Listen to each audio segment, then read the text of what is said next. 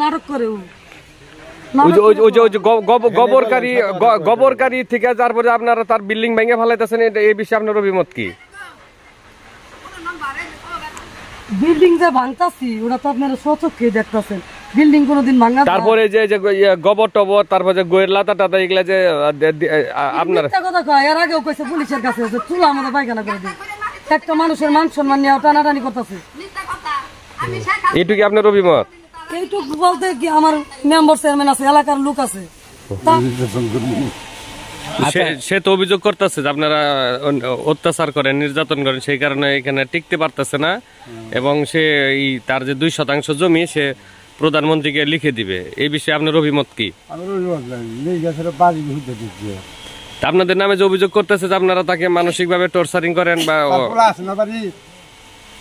আপনার পাড়া গর্ভধারী পোলা আছে, ছেলে আছে, আমার কি তার 4টা পোলা আছে, তাকে কোন আমরা কি অত্যাচার করি? হ্যাঁ, কি অত্যাচার? আপনার পড়শি হিসেবে আপনার অভিমত কি? পড়শি না তার? হ্যাঁ, সেই হিসাবে আপনার অভিমত কি? অভিমত আমার কিছুই না। অভিমত কি, বাড়ি করছে,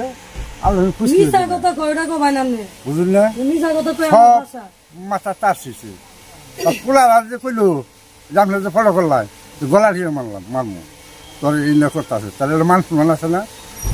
জুলে খাতুন, আমার স্বামীর নাম মোহাম্মদ সিরাজ আলী, ধনবাড়ি থানা, গিরাম দরিচন্দ্রবাড়ি, মুদপাড়া থাকি।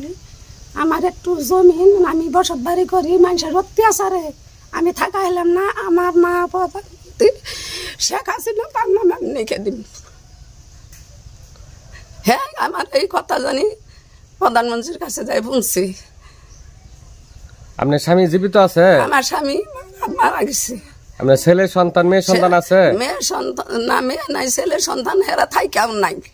আপনার খোঁজ খবর নেয় না? আমার খোঁজ খবর নেয় না, অনেক অত্যাচার আমি থাকা হয় না। আমি প্রধানমন্ত্রী শেখ হাসিনার নামে আমার যেটুক জমিন আমি লিখে দিন, আমি অনুযায়ী ঠিকভাবে বসত বাড়ি করা হয়।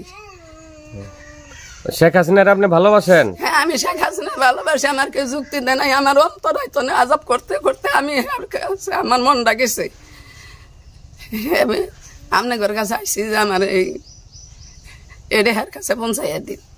প্রধানমন্ত্রীর কাছে আপনার এই কথাগুলো যেন পৌঁছায়, এই কথাগুলো যেন পৌঁছে আমার। আমার চার মুড়ে প্রধানমন্ত্রী শেখ হাসিনা, আমার মারে আমি দিম, আমার মাকে আমি ভালোবাসি। আমলিগের তরফে তো না, আমার মারে আমি ভালোবাসি। আপনার স্বামী মারা গেছে কতদিন হইল? আমার স্বামী মারা যাওয়ার পরে তো 4 বছর। মারা যাওয়ার পরে তো আমার অত্যাচার আমি আল্লাহর কাছে সইলাম, এখন থাকা হয় না।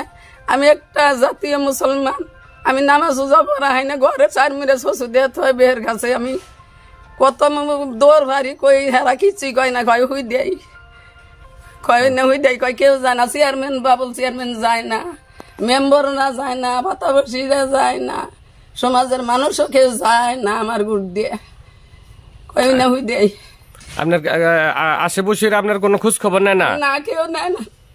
আমার মারবার যায়, ঘরে তালা দেয়, কয় যে তোর জমিনও থুম না, তোরও থুম না, এনে কয় মারবার যায়। পরে থানায় যায় কেস করছি, থানার মানুষ কিছু করা হইল না। আমি এখানকার প্রধানমন্ত্রী শেখ হাসিনা মার কাছে আমি এই আবদার জানাইলাম, এলে যান পৌঁছে এই আবদার আমার মার কাছে যায় যান পৌঁছে।